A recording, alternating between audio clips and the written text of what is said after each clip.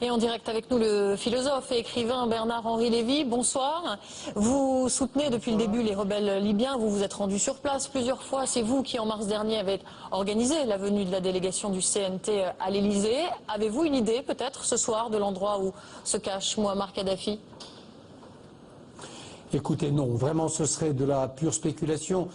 Vraisemblablement à Tripoli, le général Younes, avant son assassinat, pensait qu'il se trouvait dans un complexe souterrain du Faisan, dans la ville de Tragan, mais je crois qu'aujourd'hui personne ne le sait de manière certaine. Alors pour le moment, donc, il n'a pas été capturé, contrairement à 3 de ses fils. On l'a vu, les combats continuent à Tripoli. Pour autant, vous considérez comme Alain Juppé, Gérard Longuet, que ça y est, c'est fini?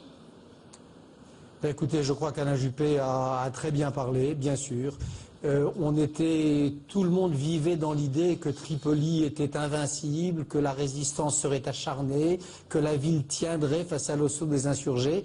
Et comme d'habitude, tout cela s'est effondré comme un château de cartes. Et on a la preuve, une fois de plus, que les dictatures sont moins puissantes qu'on ne le croit et que quand les peuples veulent la liberté, eh bien, ils l'obtiennent quand ils le veulent et quand ils en ont les moyens. Et ça, c'est la très belle leçon et la très belle nouvelle de la nuit dernière. Donc pour vous, c'est davantage une victoire des rebelles qu'une victoire de la coalition?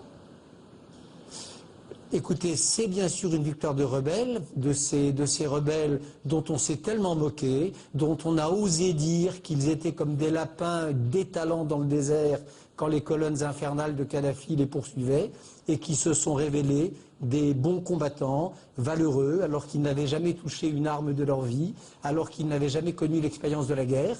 Donc c'est leur victoire.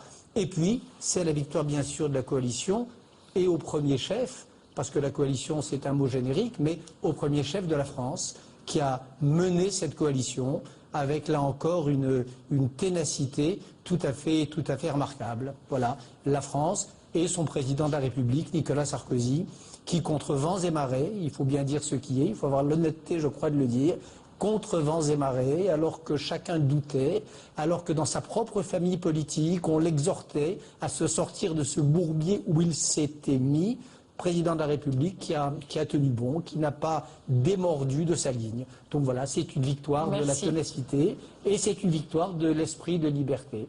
Merci beaucoup, merci Bernard-Henri Lévy. Il y a lieu ce soir, on peut être heureux d'être français.